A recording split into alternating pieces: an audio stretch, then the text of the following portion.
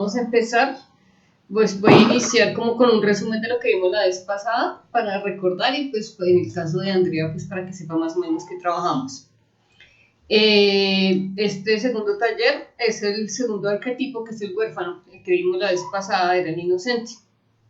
Entonces acá tenemos nuestra ruedita con los dos arquetipos que vamos a ver en este ciclo de talleres. La vez pasada era aquí el del solecito, el huérfano va a ser el de la luna. Vamos a empezar por el inconsciente. Si ustedes recuerdan, es todo aquello que está oculto a la conciencia.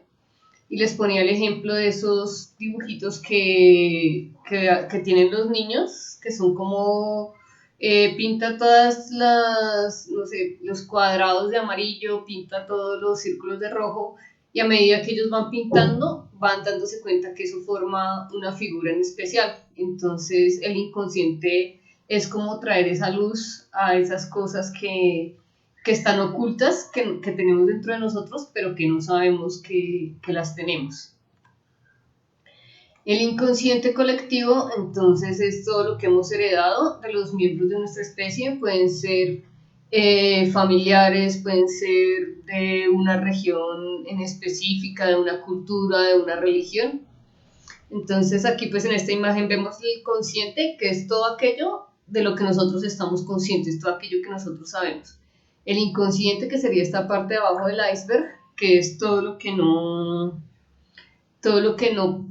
vemos de nosotros mismos, y el inconsciente colectivo es como ese mar de cosas de nuestra sociedad, en general de toda nuestra existencia como seres humanos, no como yo personal, sino como todo el proceso de existencia humana desde los Homo sapiens hasta ahora, toda esa información que no tenemos conciencia de ella. Entonces es ese inconsciente colectivo. Y el arquetipo es un modelo, patrón o pauta que seguimos, un guía interior. Entonces, como les decía la vez pasada, por ejemplo, el pintor, entonces es como podría ser como un arquetipo de artista, ¿sí? Que como les decía, pues ustedes se dieron cuenta que la definición pues no nos dice mucho, sino a medida que vamos haciendo los ejercicios nos vamos dando cuenta de qué es un arquetipo, vamos entendiendo mejor ese concepto de arquetipo. ¿Listo? Y los arquetipos que estamos trabajando son los de Carl Jung, que son los que trabajaron Carol Pearson y Graciela Aldana. La luz son los aspectos de nuestra personalidad que son conscientes, y la sombra son los aspectos de nuestra personalidad que son inconscientes, que pueden ser positivos o negativos, pueden ser defectos o cualidades, pero que no somos conscientes de, de ellos en este momento. ¿Listo? Entonces, igual que la vez pasada, vamos a hacer el mismo ejercicio. Vamos a utilizar cuentos, vamos a utilizar historias para trabajar este arquetipo que es el huérfano. Hasta ahora siempre pasa una ambulancia. Bueno, vamos a empezar con un resumen de lo que vimos la vez pasada, que era el inocente. Hablábamos que el inocente ha aprendido cosas como a ser obediente para que no le pasen cosas malas, a seguir las normas impuestas por los padres, por los maestros, por la sociedad. Tiene algunos miedos, por ejemplo, a expresar lo que siente o piensa, porque piensa que esto le puede hacer daño, piensa que el miedo de alguna forma lo protege.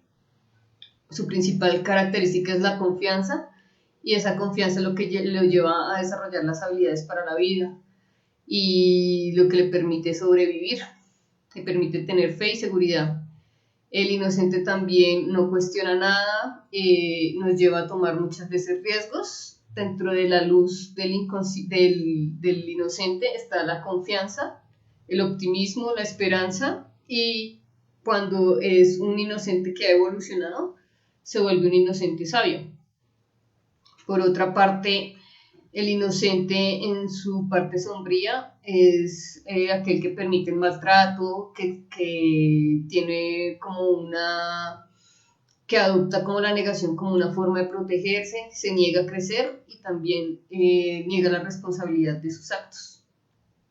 Listo. Entonces vamos a hacer lo mismo la vez pasada.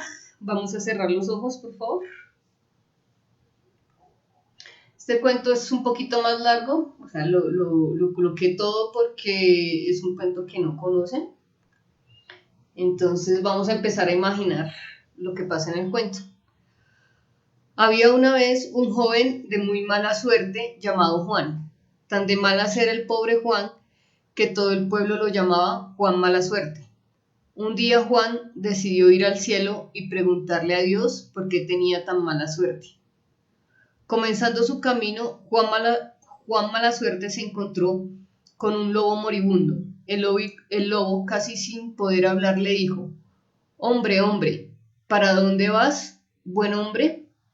Voy a visitar a Dios y preguntarle por qué tengo tan mala suerte, respondió Juan Mala Suerte. Te deseo suerte. Oye, le dijo el lobo, y ya que te vas a visitar a Dios, ¿le puedes preguntar por qué estoy tan enfermo? Y Juan Mala Suerte siguió su camino. Al rato, Juan Mala Suerte se encontró con un árbol caído cuyas hojas estaban secas y sus ramas a punto de caerse para siempre. Casi sin poder hablar, el árbol le preguntó a Juan: Oye, buen hombre, ¿para dónde vas? Voy a visitar a Dios y preguntarle por qué tengo tan mala suerte, dijo Juan Mala Suerte. Te deseo suerte. Oye, le dijo el árbol, y ya que vas a visitar a Dios, ¿le puedes preguntar por qué estoy tan enfermo? Y Juan Mala Suerte siguió su camino. ¿Pueden abrir los ojos? Entonces ahí vemos como todo es solecito y vemos a un hombre que tiene encima su nube. Entonces, la primera pregunta que quiero que respondan, todos tienen papel, a mí se me olvidó decirles papel y lápiz. ¿Te has sentido desafortunado, que nada te sale bien, infeliz, solo o sola? Listo.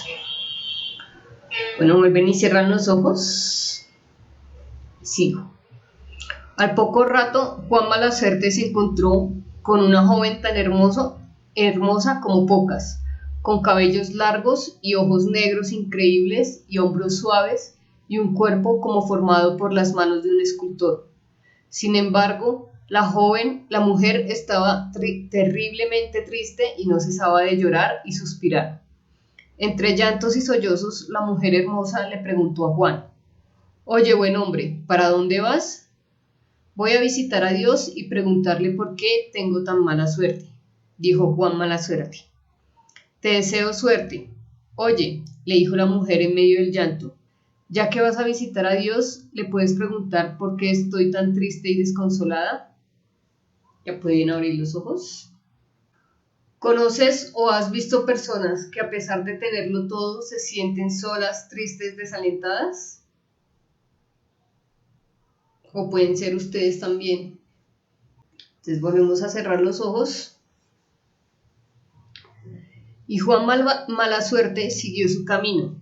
Después de mucho caminar, Juan Mala Suerte por fin llegó a la presencia de Dios. Como siempre estaba muy tranquilo, le preguntó qué se le ofrecía.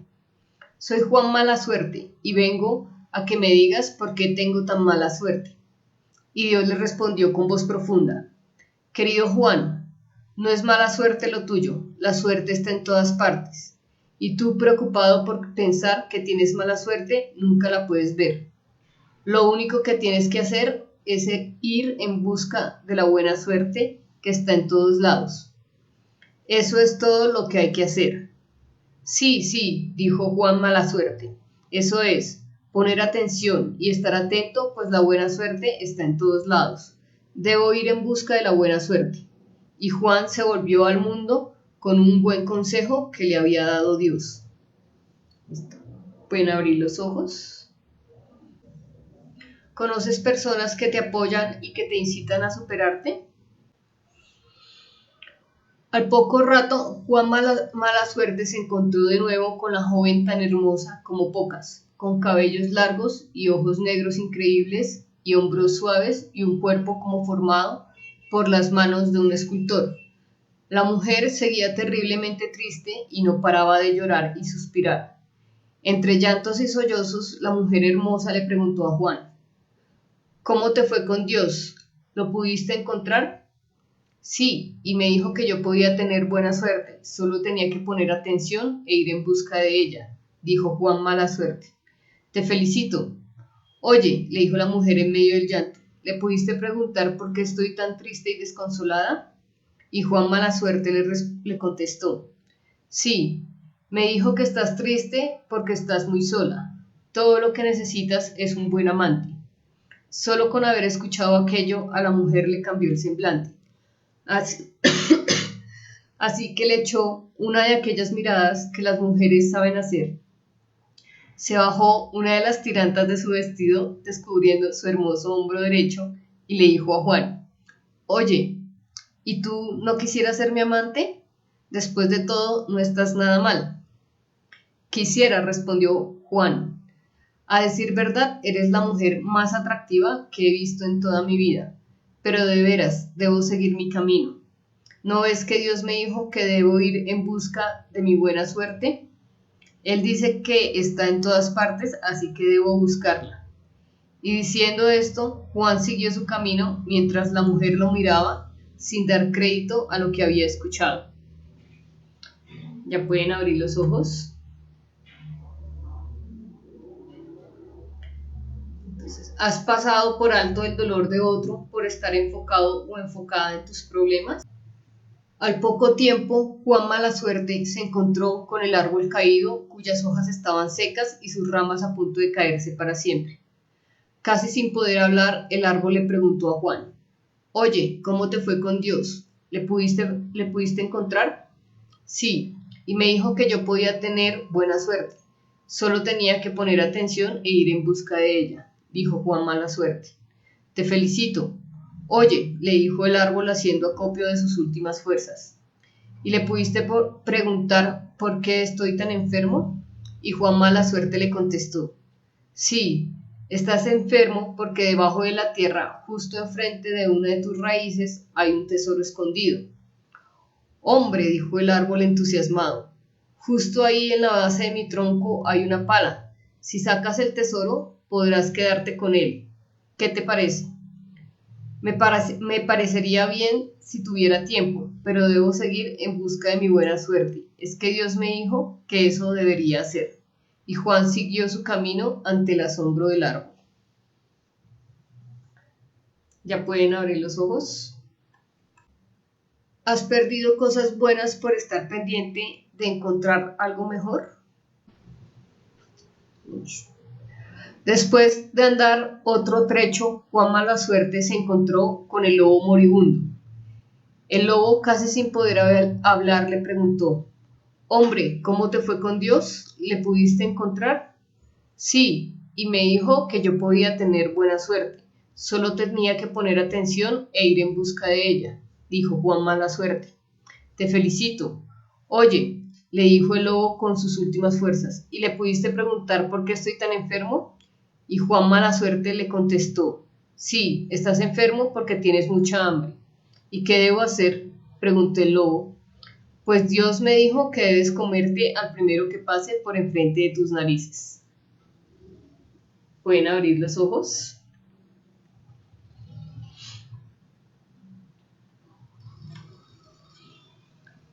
¿Alguien más ha aprovechado una oportunidad cuando tú la desperdiciaste? No sé si alguno haya leído El Alquimista. Entonces, así como la vez pasada mostrábamos a Caperucita y a Nemo, hoy es la comparación entre Juan Mala Suerte y el alquimista. Entonces, bueno, el alquimista era un pastor que decidió vender sus ovejas para irse a conocer las pirámides de Egipto. Él vivía en España y atravesó el canal para poder llegar a África. Cuando llegó a África, pues se encontró que el mundo era completamente diferente a lo que conocía en España. Y llegó a un mercado donde conoció a un muchacho que le dijo que le podía ayudar a llegar a las pirámides de Egipto en un día. Entonces él confió mucho en este muchacho porque pensó que lo había salvado de ser robado por un señor de una tienda y estaban caminando juntos por el mercado. Él vio una espada muy bonita y se quedó mirándola fijamente. Cuando volvió a mirar, ya el muchacho con el que le iba a ayudar a cruzar las pirámides ya no estaba y él le había dejado todo su dinero porque el muchacho le había dicho que si confiaba en él pues le dejara su dinero. Entonces él inicialmente se sentó solo, esperó mucho tiempo a que se desocupara el mercado para ver si encontraba al muchacho que lo iba a ayudar. Finalmente pues se dio cuenta que lo habían robado y al principio pensó que ya no iba a volver a confiar ni en los tesoros ni en las cosas que le decían que podía encontrar, porque la gente era mala y siempre lo iban a decepcionar y que lo mejor era devolverse para España otra vez y cuidar de sus ovejas como siempre. Pero después se dio cuenta que podía cambiar esa forma de pensar y no creer que iba a perder que siempre le iba a ir mal, sino que la vida era una aventura y que a veces pasaban ese tipo de cosas, pero que él, a diferencia de otros pastores, se había arriesgado a salir de España y conocer otros mundos nuevos y haber visto cosas diferentes. Y se sintió feliz después de esto y dejó de actuar como una víctima y empezó a actuar como una persona que ve cada día de una forma como una aventura nueva para explorar.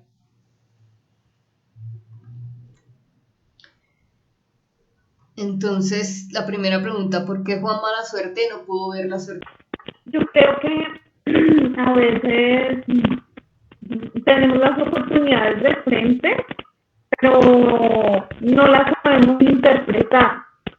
O creemos que las oportunidades tienen que ser tal como nosotros las queremos. Él, a pesar de que se encontró a la chica hermosa, que se encontró pues el tesoro, a veces vamos como detrás de un humo. Creemos en cosas fantasiosas y creemos, por ejemplo, que el trabajo anhelado nos va a llegar a la primera vez que buscamos, o que estamos en busca de pareja, que todavía creemos en ese príncipe azul y cosas así. Somos como compradores de humo.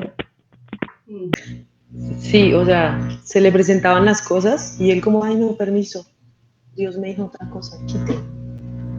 Es como el meme ay, para que encuentres tu príncipe azul. No es mi tono de azul.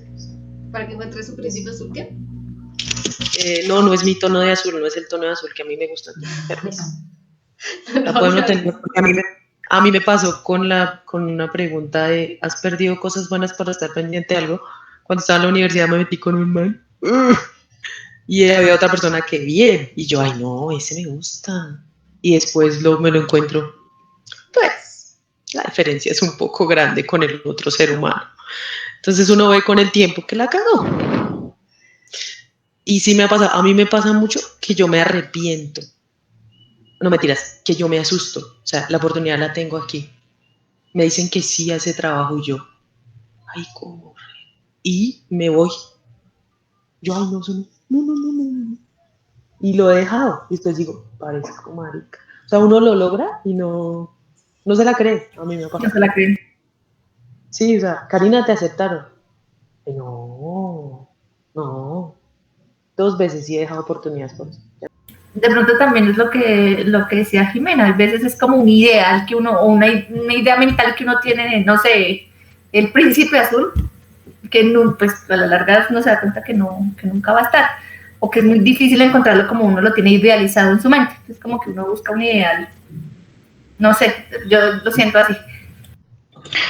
Pues yo estoy más de acuerdo con Karina porque a veces es como de uno mismo que se pone como miedos, entonces como que se nubla todo y lo que decía, a veces le pasan a uno las cosas y no se la cree y a veces pues lo que le pasaba en el cuento Juan que uno cree que es de malas, pero pues no es eso, simplemente uno como que le da miedo o no cree en uno mismo y pienso que pues por eso pasa eso. Sí, yo pienso que Juan estuvo como muy pendiente del problema todo el tiempo y a veces uno termina como concentrándose en el problema y no en la solución, que a veces está como muy cerca, como que a Juan se le estaba presentando todas las oportunidades. Incluso Dios le dijo y entonces a veces como que ignoramos esos detalles y los pasamos desapercibidos y ya cuando nos damos cuenta es tarde y ya llega un lobo como al final del cuento y ya es tarde cuando ya queremos como regresar el tiempo o decir, no, pues ahí estaba la oportunidad y no fui como lo suficientemente valiente como para tomarla. Entonces sí creo que esa es la cuestión. Vale, gracias. ¿Qué sucede cuando no somos conscientes del sufrimiento de otro? Por lo menos a mí me pasa es que me lo quedo. O sea, con todo esto del paro, o las personas que no, o sea, a mí me da muy duro ver a alguien en la calle que te dice, tengo hambre, ¿sí? Y yo digo, Dios mío, por mí voy y le pago el arriendo 6 meses y sí, uno quiere hacer 1000 cosas, por lo menos yo, por la gente, y yo me quedo con eso ahí. Me pasa a mí, no sé. Yo siento que le hacemos daño a la gente, o sea, si no estamos conscientes del dolor de las demás personas, creo que le hacemos daño a la gente por no estar pendientes de ellos. Si es alguien que tú quieres y no te das cuenta que está sufriendo y uno como que habla de lo de uno y de los temas de uno, yo creo que estás haciéndolo sufrir más a manera de ver. Es como si estuvieras pasando por encima de los demás. Que uno en esa diferencia o a veces porque hoy en día nos estamos volviendo muy, yo pensaría que muy materialistas y a veces nos centramos más en el conseguir el dinero, en el conseguir el éxito y nos dejamos llevar por los demás y estamos descuidando a nuestra familia, estamos descuidando a nuestros amigos y el hecho de estar en este tema online ha hecho que por ejemplo nos olvidemos de en los cumpleaños llamar y coloquemos en Facebook y ya. Y por ejemplo eso a veces a uno le hace falta escuchar la voz de las personas. A mí me hace falta escuchar la voz de las personas. Me gusta como ese sentir de las personas. Y creo que esta nueva normalidad nos lo está robando. El cuidar de nosotros. Andrea, ¿tú ibas a decir algo? Sí, pues yo creo que nos hace ver como unas personas egoístas y como que no nos da dolor de las cosas y nos volvemos muy indiferentes porque cuando no me pongo en los zapatos de los otros, pues juzgamos muy fácil, no nos importa, digamos, lo de los demás, que es lo que también de alguna forma es lo que está pasando en el país porque de pronto mucha gente ve el paro como, ay, el vandalismo y no sé qué, pero a veces no nos ponemos en el lugar de las personas y no somos conscientes de la situación real que está pasando por ser tan indiferentes o no, o a veces no queremos sentir el dolor de la otra persona, entonces, o por lo menos ver noticias, entonces pues simplemente nos alejamos y nunca vamos a tener como los pies en el piso ni ser reales con las situaciones. Yo creo que somos pues como muy egoístas, ¿no? Muy individualistas, estamos sí, en una sociedad muy indiferente ante el dolor ajeno y pues resulta que a veces como que cierta situación que le puede estar pasando a otros, como que hasta que no le toque como a un familiar o a un amigo cercano, como que nunca vamos como a experimentar ese dolor como en carne propia que puede estar sufriendo el otro. Y yo creo que es una cuestión como de empatía, como de de decir, bueno, o sea, no solo soy yo y el mundo no gira alrededor mío, y también como preocuparse por los demás, preocuparse por quienes nos rodean. Entonces creo que es más, sí, como algo que tiene que ser como más de conciencia. Bueno, cuando aparece este arquetipo en nosotros, empezamos a volvernos como a sacrificar ciertas personalidades, ¿sí? Cuando veíamos al inocente decíamos que yo empiezo a adaptar ciertos roles dependiendo de lo que yo espero, de lo que los adultos esperan de mí o las figuras de autoridad esperan de mí. Entonces, cuando yo me vuelvo un huérfano, empiezo a esconder las personalidades que yo siento que me pueden hacer más daño, ¿sí? En el caso del inocente, yo adquiero personalidades para complacer a esa autoridad. En el caso del huérfano, yo empiezo a esconder cosas de mí, o sea, rasgos míos, solamente porque ya he sentido tanto, yo he sufrido tanto, ya me han hecho tanto daño, que ya no quiero mostrar eso porque eso que muestro de pronto puede ser algo en contra mía, ¿sí? Entonces, por ejemplo, aquí dice, elijo ser callado y no exigir mis derechos. Entonces prefiero quedarme callado porque de pronto la otra persona va a tomar una represalia contra mí o me va a acusar con alguna persona, entonces yo prefiero esconder eso aunque por dentro yo lo esté sintiendo. También cuando soy un huérfano evito las situaciones que me lastiman.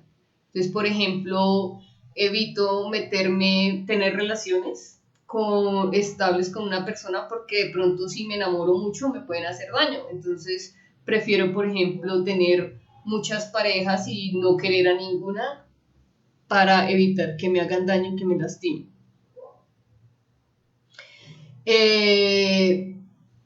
También desapruebo lo que no quiero ver en mí. Entonces, muchas veces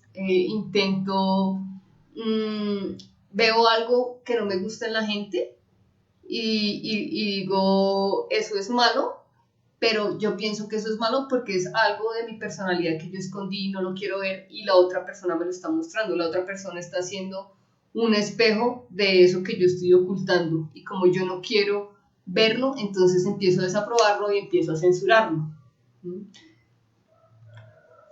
Listo. Oye, una pregunta, ¿cómo lo desapruebo? Hablemos, por ejemplo, de los derechos, de que dice ahí, no exijo mis derechos, ¿sí? Entonces, supongamos que tú eres una persona que dice, no, voy a pelear por mis derechos, voy a ir a hablar con mi jefe, le voy a decir que eso no está bien, que no me trate así, porque eso va en contra sí, de mis derechos, me está vulnerando. Y de pronto yo también soy igual que tú, pero como a mí me han lastimado tanto por eso, yo lo que digo, uy, no, esa Karina es más peleona, qué fastidio esa Karina, entonces empiezo a rechazarte porque en ti estoy viendo lo que yo soy, pero estoy ocultando. Bueno, ¿cuándo aparece el huérfano? El huérfano puede aparecer cuando un niño efectivamente es huérfano, cuando sus papás mueren, pero también puede aparecer cuando un niño es maltratado, es victimizado, es descuidado por sus papás, por sus familiares, cuando es maltratado por sus profesores, cuando, por ejemplo, sus compañeros les hacen bullying. Entonces, todo tipo de maltrato hace que ese niño empiece a volverse huérfano. Listo, entonces vemos la sombra del huérfano. El huérfano al principio es una víctima, entonces es la persona que constantemente vemos quejándose, que dice que nadie me quiere, que todos me odian, voy a comer gusanos, que en el trabajo le va mal porque los compañeros son malas personas. Puede que las cosas no sean tan malas como él las está percibiendo, pero entonces él todo el tiempo se está centrando en las cosas negativas, como Juan Mala Suerte. Decía, yo tengo mala suerte, yo tengo mala suerte. Eso es un huérfano al principio, pero llega un punto donde el huérfano se cansa de ser una víctima y entonces se vuelve un rebelde y empieza a luchar en contra de los que le abandonaron. Si nosotros vemos la situación de Colombia, podríamos ver perfectamente ese tránsito de ser inocentes a ser huérfanos. Y cuando los inocentes podrían ser, por ejemplo, nuestros papás o nuestros abuelos que creían en los presidentes y decían, por ejemplo, yo me acuerdo que mi papá cuando hablaba de los presidentes me decía su papá Gaviria o su papá Barco o su papá Samper, siempre refiriéndose a los presidentes como si fueran esa autoridad, eso que nos representa, ¿sí? Y con ese optimismo de que ellos son los que nos van a salvar. Cuando empezamos a darnos cuenta de que los políticos son corruptos, de que nos roban, que no están pensando en la gente, entonces es cuando empieza a aparecer ese arquetipo de huérfano y es el que se siente víctima. Y entonces vemos personas que dicen, no, pero es que el Estado no me da nada a mí, pero es que mire cómo me tiene el Estado, y empiezan a echarle toda la culpa al Estado de lo que les está pasando, ¿sí? Porque se sienten traicionados por esa figura que en principio era como su seguridad y su confianza. Y después de pasar de ese periodo de como ser la víctima, digo, no, ahora me voy a rebelar contra esas personas que me hicieron daño. Entonces ahí es donde aparece el rebelde dentro del huérfano. Hay otras personas que no aparece ese rebelde, sino que siguen en ese papel de víctima y empiezan a tener una pérdida del sentido de la vida. Y son esas personas que piensan muy, muy frecuentemente en cosas como el suicidio, las personas que se vuelven adictas, alcohólicas, porque ya no sienten el apoyo de nadie, porque perdieron esa seguridad que tenían cuando eran inocentes y pasaron a ser unas personas abandonadas, estafadas por esas figuras en las que ellos pensaban que podían confiar. Entonces ahí empiezan a perder ese sentido de la vida y empiezan a pensar en es mejor morirme porque ¿para qué vivo? Esto también se ve, por ejemplo, en los existencialistas, cuando pensamos, por ejemplo, en Albert Camus o en Kafka, ellos hablaban mucho de eso de como, ¿para qué vivir si es mejor morir? ¿Sí? También cuando aparece el rebelde en este arquetipo de huérfano, entonces empiezo a rechazar la autoridad, y eso lo vemos mucho en los adolescentes. Si ustedes se dan cuenta, en la adolescencia es en el momento donde yo me doy cuenta que mis papás no son esos superhéroes ni esas personas perfectas, entonces por eso muchos de los adolescentes se vuelven rebeldes, no les gusta la autoridad, sino que tratan de siempre transgredir las normas. Y otra característica, otra sombra del huérfano es resistirse a ser rescatado. Entonces, de pronto llega una persona y me dice, no, ven, yo te puedo ayudar, yo sé que te estás sintiendo mal, y puede que diga, ay, sí, necesito ayuda, pero como ya perdieron tanto esa confianza en la gente, entonces empiezan como a hacer un proceso de autosabotaje, ¿sí? Por ejemplo, muchas veces cuando uno atiende pacientes, llegan a la primera consulta y llegan, necesito ayuda, sí, porque me pasó esto y esto y esto, y vuelven a la primera, a la segunda consulta y ya no regresan más, y generalmente dicen, no, fue que me enfermé, fue que tuve un accidente, fue que me pasó algo, pero es una forma de autosabotaje que uno tiene. Entonces es como ese miedo a ser rescatado me lleva a que me sucedan cosas que me impiden lograr ese avance que estoy teniendo. Discúlpame que te interrumpa, ¿eso es lo mismo cuando uno no sabe recibir? Es lo mismo que cuando... ¿O tiene que ver cuando alguien te dice, sí, mira, vamos a hacer esto, yo puedo ayudarte con tal cosa, o con el mismo cuento de las oportunidades, que llega una cosa, llega la otra, y uno, no, chao. Exacto, sí.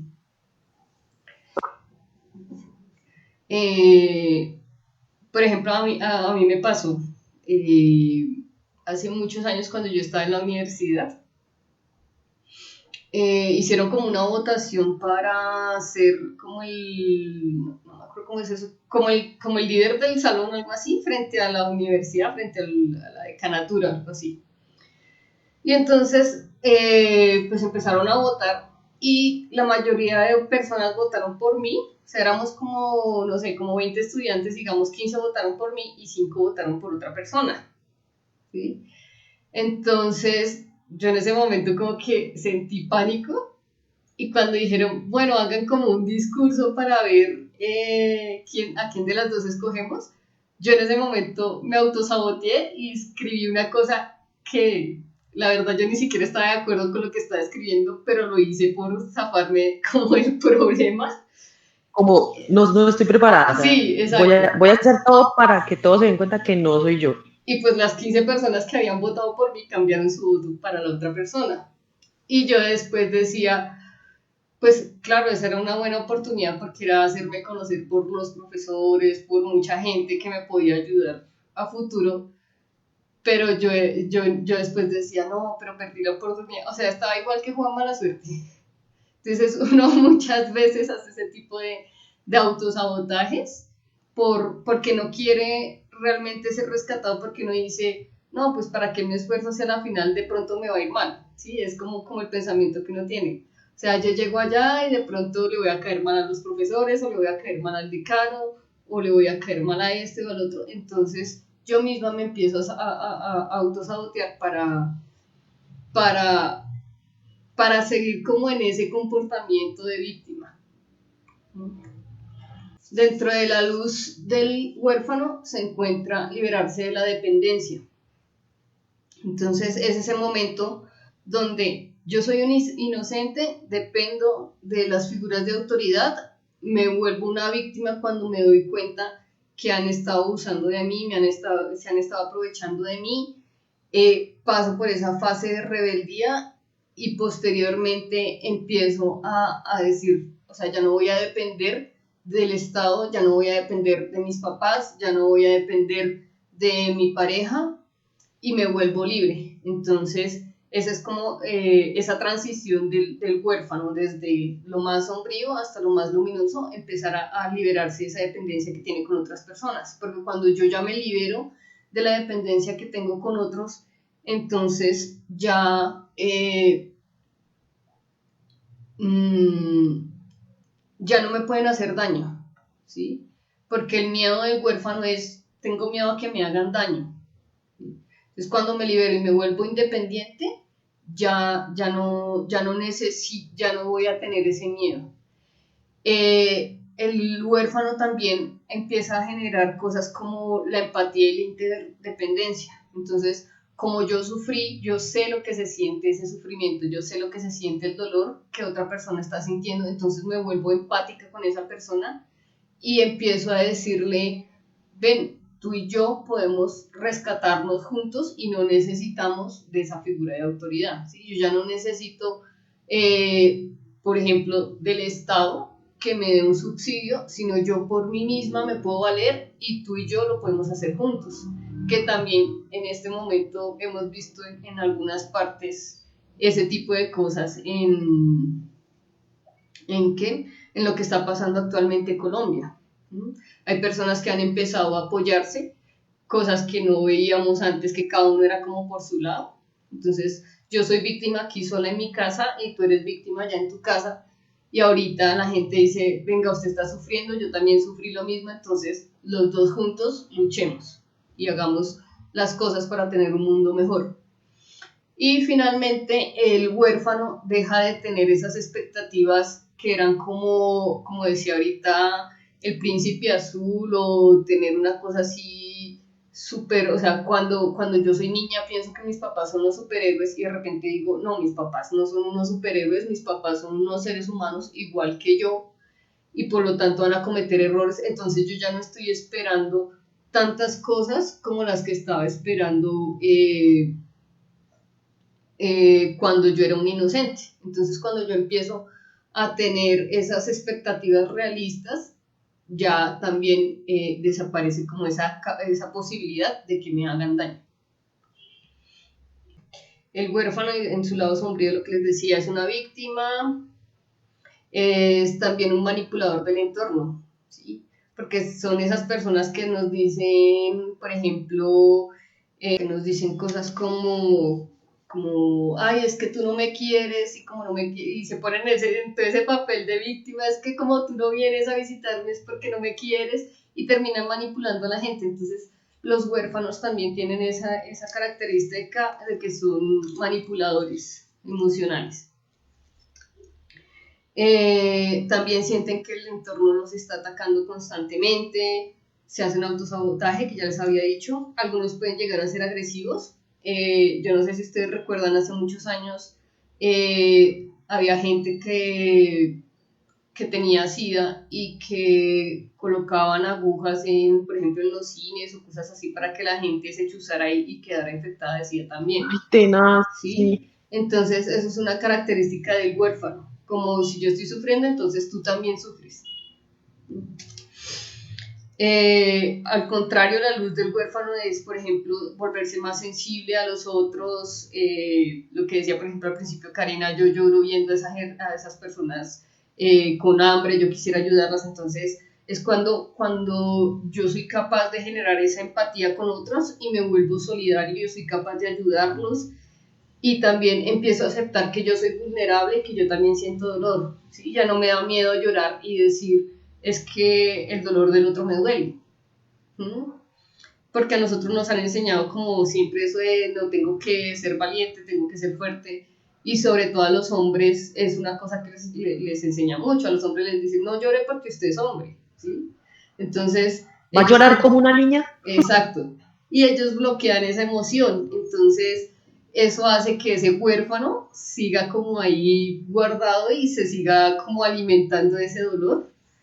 Entonces, cuando yo permito que salga mi vulnerabilidad, que salga mi dolor y yo permito como decirte, sí, me duele, me siento mal, me siento triste, puedo llorar delante tuyo, entonces ese huérfano empieza a sanarse y empiezo a aceptar la vida tal como es.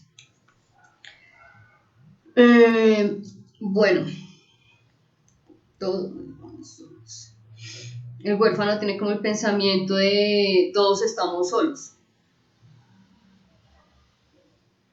Y aparece por no ser nutrido emocionalmente inicialmente pues por los padres, luego por los maestros, las burlas que nos hacen nuestros compañeros, las traiciones de nuestros amigos, nuestros jefes que abusan de nosotros en el trabajo, cuando vemos los abusos de la policía, cuando los médicos no nos atienden bien, cuando los gobernantes no son buenos con nosotros. Entonces, si ustedes se dan cuenta, nosotros vivimos en un mundo donde constantemente están como reafirmándonos ese huérfano porque estamos viendo todo el tiempo en la sociedad que dice Joana.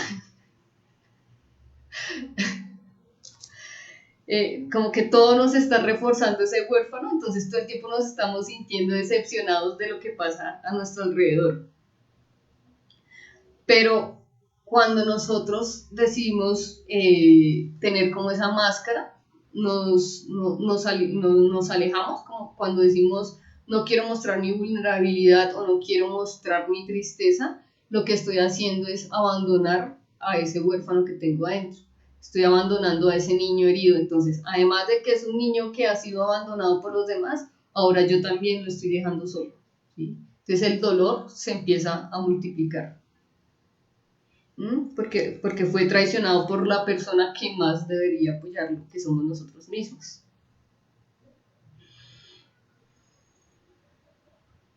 Listo. Bueno. El huérfano es un arquetipo de una persona que se siente exiliada, así como cuando uno lee en la Biblia que a los judíos eran los judíos errantes, que los dejaban por allá pues en medio del desierto. Entonces pueden pasar dos cosas. Me siento solitario, ¿sí? Cuando me siento exiliada, me siento sola. Y cuando me siento sola, empiezo a pensar que Dios no existe, ¿sí? Y ahí es cuando empiezo a sentir la pérdida del sentido de la vida. Me acuerdo que hace como 20 años yo estaba así, pero súper mal, me había pasado una cosa muy fuerte. Y un amigo llegó y me dijo, ¿tú qué piensas de Dios? Entonces yo llegué y le respondí, Dios es amor. Pero yo se lo respondí porque yo estudié en un colegio católico y a mí me dijeron que Dios era amor y entonces esa fue mi respuesta ahí como por zafarme la pregunta. Y él me dijo, no, ¿y por qué piensas que es amor? Y yo le dije, pues porque eso me enseñaron en el colegio. Entonces me dijo, no, pero ¿tú qué piensas? Y yo le dije, no, pues que Dios es injusto. Yo estoy de pelea con ese man, le dije así. Entonces, cuando pasa eso es cuando uno empieza a sentir esa pérdida del sentido de la vida, ¿sí? Porque si uno tiene ese concepto de que Dios es como el creador, que es el papá de todos, que se supone que es amor y es un tipo injusto, ¿sí? Entonces, pues si ese man con tanto poder no puede hacer nada por mí, pues yo qué puedo hacer, mejor me muero. Entonces, ese es como esa forma de sentir que nos lleva a lo que les decía, a consumir drogas, a consumir alcohol, al suicidio, es porque ya sentimos que pues ya nada importa, es perder por completamente el optimismo y la esperanza que tenía ese inocente. Y por el otro lado aparecen los rebeldes, que son esos huérfanos que dicen, no, me voy a rebelar contra las autoridades y me vuelvo solidario con otros huérfanos. Y cuando me vuelvo solidario con otros huérfanos, entonces no me siento optimista igual, o sea, porque sé que igual las cosas van a salir mal, pero por lo menos ya somos un grupo de huérfanos apoyándonos entre nosotros, que es mejor que estar solo como estaba el otro huérfano. Me da risa ver a Karina cómo se ríe. Es como es que es como el tuerto es el rey en el mundo de los ciegos, algo así. Sí, exactamente. Entonces ahí es cuando empiezo a pensar, pues la ayuda no viene ni de Dios, ni del Estado, ni de las autoridades, sino la ayuda viene de nosotros mismos y puedo llegar a rechazar esa autoridad, pero empiezo a generar al mismo tiempo esa independencia, que es lo que me va a permitir avanzar hacia los otros arquetipos. Entonces es mejor ser rebelde. De cierta manera, pues sí. Hay cosas, ¿no? Listo. Dentro de las características que yo les decía de resistirse a ser rescatado está buscar defectos en cualquier situación, ¿sí? Entonces, como lo que nos decía Jimena, si llegó mi príncipe azul, pero es que ese color de azul, ese tono de azul a mí no me gusta, ¿sí? Porque yo lo quería de otro azul. O tener como esas personas que para mí representan la autoridad, puede que sean buenas, ¿sí? Puede que, por ejemplo, llegara un buen gobernante, que fuera un buen presidente o que fuera un buen alcalde, pero como yo ya he sufrido tanto, entonces de una lo rechazo, ¿sí? No quiero que me ayude porque pues me han decepcionado tanto que yo tampoco espero nada de esa persona. ¿Mm? Cuestionar las ideas ajenas, entonces si otro me dice, por ejemplo, no, mire que yo fui a tal parte y allá me ayudaron, no, o sea, automáticamente yo le digo no a todo lo que represente para mí ser rescatado. Bueno, ¿qué otra cosa tenemos por aquí? Cuando mi huérfano está muy herido y yo lo dejo muy solo, entonces empiezo a hacer cosas como traicionarme a mí misma, ¿sí? Y ahí se genera la autoorfandad. No solamente los demás me decepcionaron, sino yo también me empiezo a decepcionar. Entonces hago cosas como, por ejemplo, buscar un trabajo que no me gusta, estar con personas que me maltratan, ¿sí? Porque pues, o sea, yo ya ni siquiera me importo a mí misma, entonces pues, ¿para qué busco algo bueno para mí? Pues me conformo con lo que sea, ¿no? No intento obtener lo que quiero. Entonces, pues en uno de los libros encontré una frase que decía que un huérfano no intenta salir de una cárcel, sino que busca una cárcel más grande. ¿Verdad? También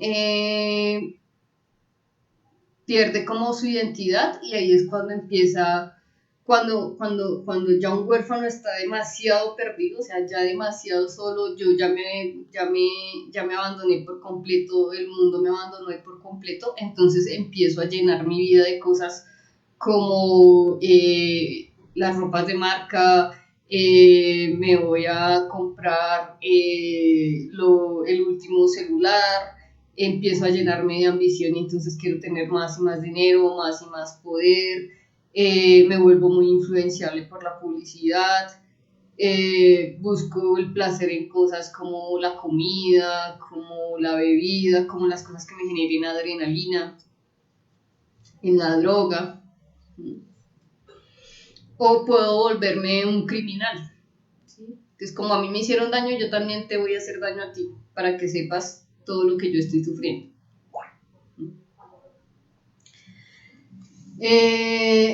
Pero también es importante pasar por esa etapa de huérfano, porque si nunca paso por ser huérfano, siempre me voy a quedar como ese inocente y nunca voy a poder avanzar hacia los otros arquetipos. Entonces, ese huérfano es necesario, lo importante es trascenderlo y lograr lo que les decía, esa interdependencia, esa empatía con otros, la solidaridad con otros, para poder llegar a los siguientes arquetipos. Preguntas, inquietudes, dudas. Un comentario, hay cosas que tienen como matices, ¿no? Ejemplo, a mí me puede gustar la adrenalina, no a mí, a un ser humano, porque yo soy una pelota para eso. Le puede gustar eso, pero no siempre es malo, ¿no? Es buscar un poco de diversión o de experiencia en la vida. Sí tiene matices ese tipo de cosas que tú decías, que les guste la adrenalina, porque hay gente que prueba, bueno, pues, espero no irrespetar a nadie o que le incomode lo que voy a decir. Hay gente que prueba drogas y no se queda ahí.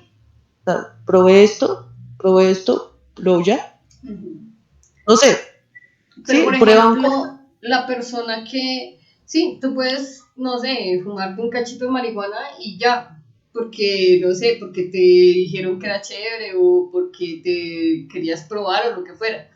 Pero el cuento es que, por ejemplo, cuando tú estás, pensemos en un hombre cuando termina con la novia, porque por ejemplo la novia le puso los cachos. Y el tipo se va a tomar y a tomar y a tomar y toma, porque lo que quiere es olvidarse de esa situación, ¿sí? Es diferente a que yo te diga, ven Karina, vamos y nos tomamos una cerveza, ¿sí? Ahí simplemente nos estamos tomando una cerveza por socializar, porque pues bacano tomar, pero diferente a que tú te vayas a tomar para olvidarte del dolor, ¿sí? O sea, es porque ya, o sea, el sufrimiento es tan grande que prefieres como olvidarlo, pero era lo que yo les decía, es ese momento donde yo me olvido de mí misma, donde no quiero ni siquiera reconocer mi dolor, entonces me escondo bajo ese tipo de cosas, ¿no? ya. Por ejemplo, en esos casos, no sé si alguna vez has compartido con personas como con adicciones o cosas así. Yo, yo iba a unos talleres que dictaba una amiga que trabajaba con narcóticos anónimos y una vez estaba un muchacho y él decía que el abandono de su papá fue tan fuerte que él quería todo el tiempo meterse droga y la gente lo ayudaba, los papás la mamá lo ayudaba, la familia lo ayudaba, lo metieron varias veces en centros de rehabilitación, pero él decía que el dolor tan fuerte que sentía por el abandono de su papá, él la única forma que tenía como de distanciarse de eso era consumiendo drogas, ¿sí? Porque él no quería sentir su propio dolor. Entonces, ese es el problema cuando tú eres un huérfano y te quedas como en ese dolor. Y el dolor es tan grande que como que no lo puedes superar, ¿sí? Como que dices, prefiero, no sé, si me tomo una botella de aguardiente, yo sé que me pongo contenta, así después me deprima, pero cuando me empiece a deprimir, entonces me meto una línea de coca para que me vuelva y me tenga el subidón otra vez, y cuando se me pase el efecto de la coca, entonces voy y me meto anfetas o lo que sea, ¿sí? Porque no quiero sentir el dolor, o sea, quiero alejarme tanto de mí, quiero distanciarme tanto de mí, que prefiero mantenerme en otras cosas. Lo mismo sucede cuando tú, por ejemplo, dices, no, quiero tener ropa, entonces quiero tener la ropa y mírenme todos que yo me veo tan bonita y esta ropa la compré en Italia y es como tratar de reflejar toda la felicidad que en realidad no hay adentro, ¿no? Ah, ya entiendo. Eso me hace acordar de una frase. Cuando insistes tanto en estar bien es porque no lo estás. Cuando insistes mucho en mostrar que estás bien es porque no lo estás. Alguien dijo eso y yo. ¡Oh! Marica, toca despeinarse más seguido.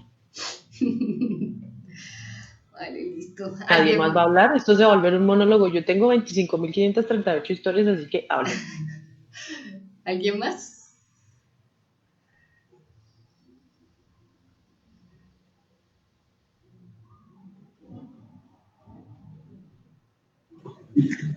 No, pues para mí todo fue como muy claro.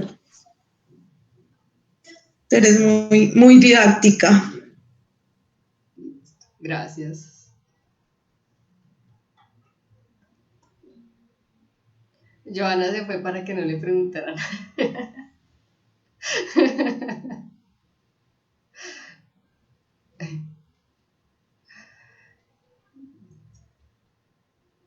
Bueno, todo claro, sin preguntas, opiniones.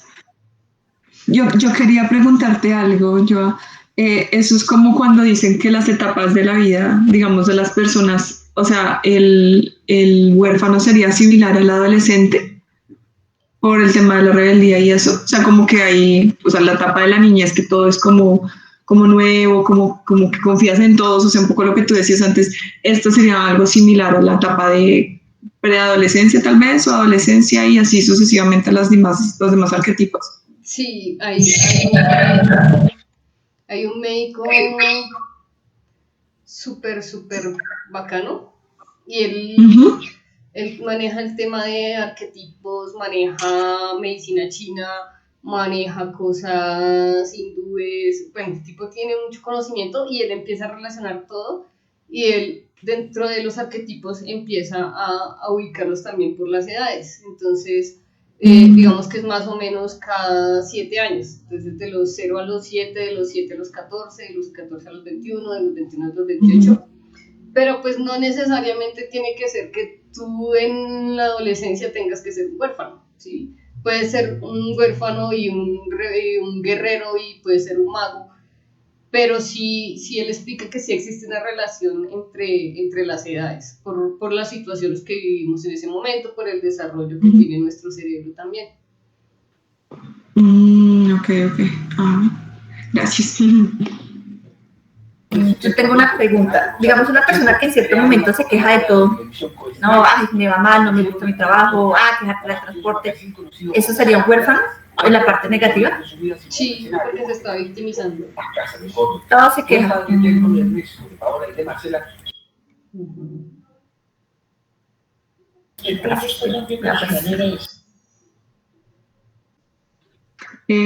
Jimena escribió por el chat que se debía retirar y ya se retiró. Ya, si no tenemos como más novedades. No sé si quieras de pronto agregar algo más, Joa, o cerramos. No, nada. Pues había estado pensando en lo que tú me habías dicho de enviarles algo. Pues yo tengo un cuestionario, pero me gustaría más al final, porque es que si lo voy mandando de a pedazos, las respuestas que van a tener son sesgadas porque van a decir, esta respuesta debe ser como para el inocente, entonces me quiero puntuar más acá, entonces mejor se los envío al final para que sea más objetivo el cuestionario. Súper. Bueno, entonces yo creo que ya con esto pues terminamos entonces por hoy. Muchísimas gracias por la asistencia, por la participación. Súper chévere el tema. Creo que fue muy ilustrativo y como que le hace realmente reflexionar a uno de muchas cosas, ¿no? Sobre uno mismo, sobre la familia, sobre los amigos, sobre muchas personas. Muy chévere. No sé si alguien más quiere agregar algo. Y si no, de todas maneras, recuerden entonces que nos veríamos en 15 días para, creo que creo que todas ustedes dijeron que iban a participar en todas las sesiones, entonces pues nos veremos en 15 días nuevamente. Listo, gracias. Muchas gracias. A ustedes muchas gracias. Hasta luego. Chao. Muchas gracias. Gracias a todas. Chao, chao.